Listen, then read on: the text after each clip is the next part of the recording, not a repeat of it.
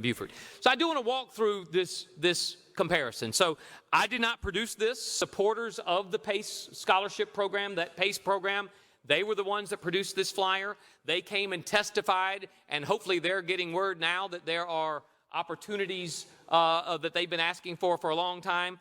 But they produced this. They handed this to me at one of the voucher meetings and said, Senator Fanning, we've heard your concerns. Don't you like some of this stuff better than mine? And I said, well, probably not. And they said, well, Senator Davis does. And so it made me read it, Senator Davis. And I found that there's some components of this plan that I like a lot better than this Bill S-935. And this is no poison pill. This is not a joke. I give you my word. If I'm the only one that votes for this amendment, I will be voting for this amendment.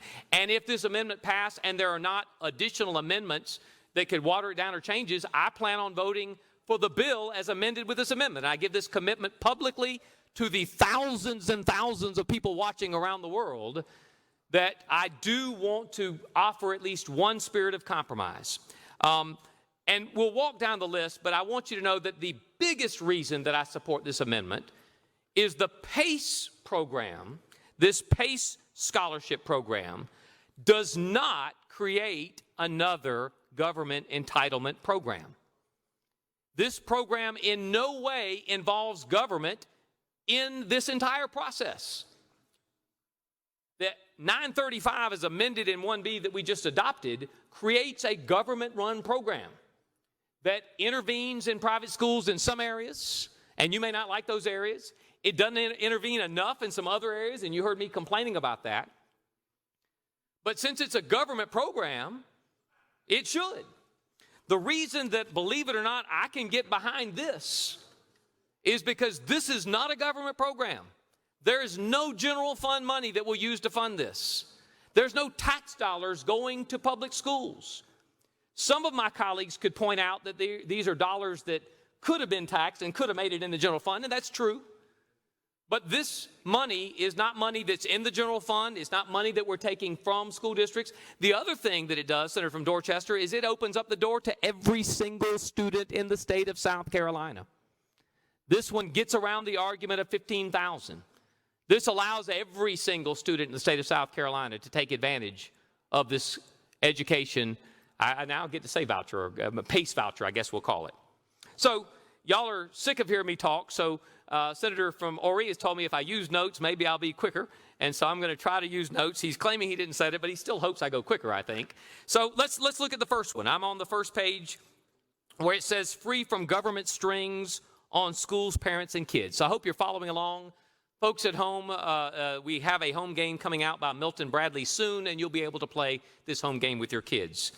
So if you look at the far right corner, is the ESA program, this Bill 935, is it free of government strings on schools, parents, and kids? The answer is no. And this is not my answer.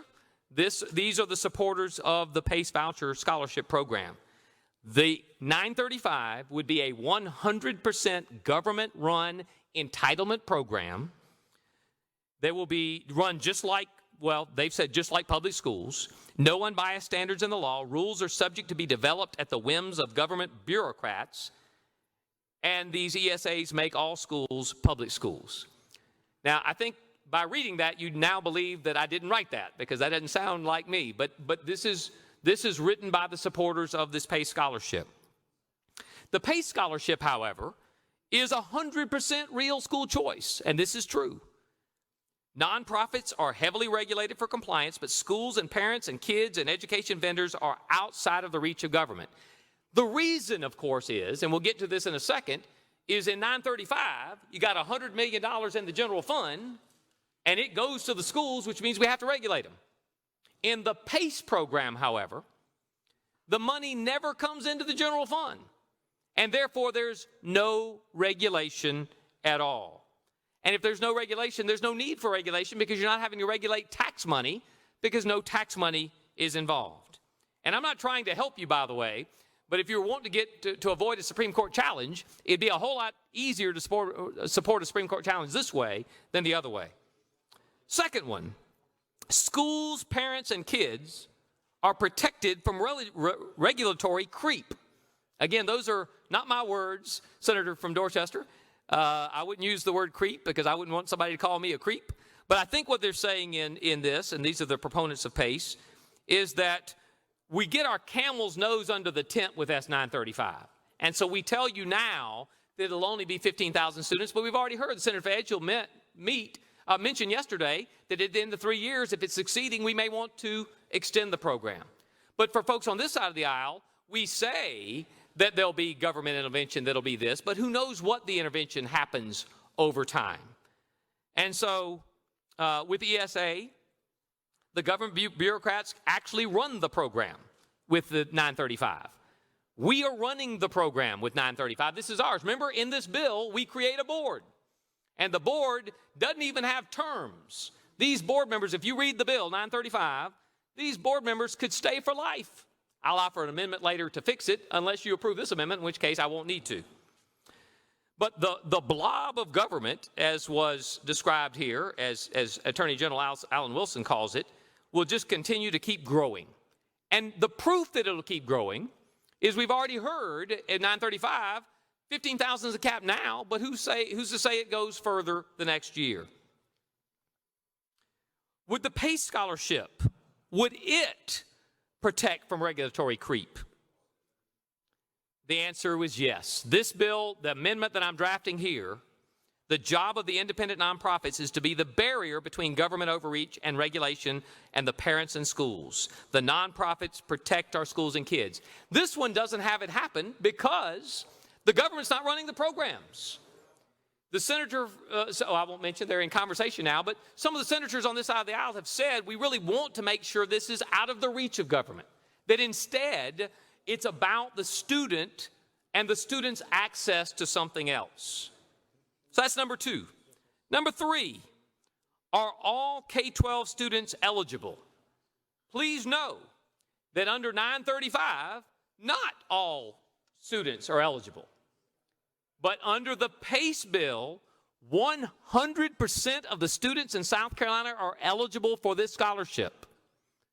Now, to the senator from Orangeburg's point, being eligible doesn't mean they can afford to go. And Senator from Orangeburg brought that point up. And so, Mike, don't you worry about those poor kids that can't afford to go. I'm telling you, they can't afford to go in S935.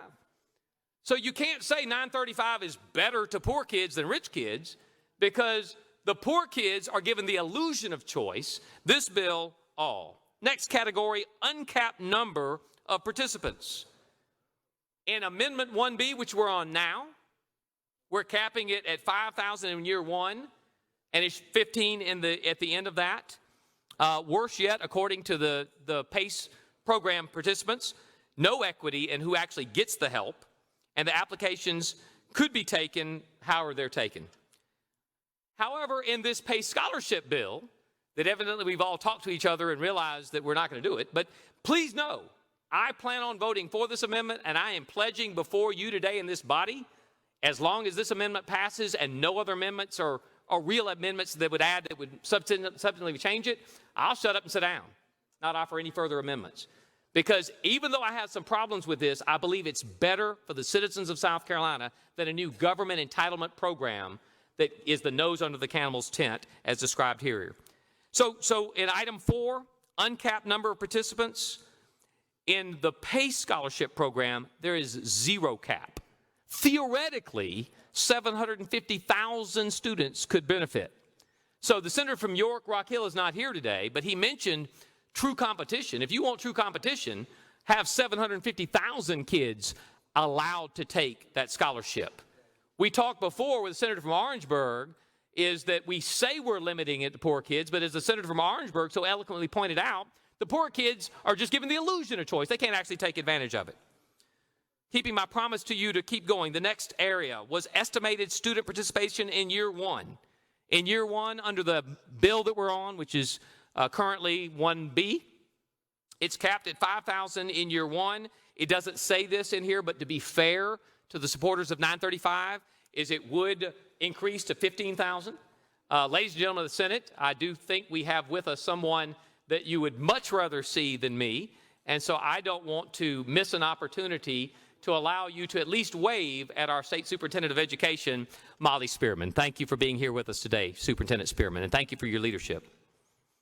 Superintendent Spearman wants it to be clear that she's not here to have my back in any way, shape, or form. She just happens to be here. So please look at her real quick, because I know she was worried real quick that maybe my introduction would send something out. So this was pure surprise. She didn't know I would be up here. If she knew I would be up here, she would not be here because she's heard me speak too much over the last couple years.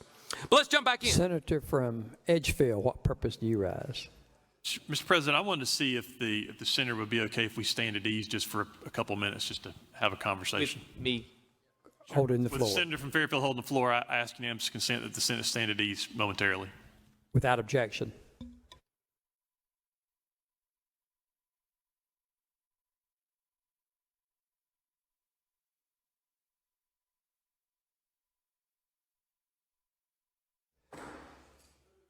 Senator from Edgefield, what purpose do you ask? Mr. President, I want to see before we adjourn if there are any unanimous consent requests.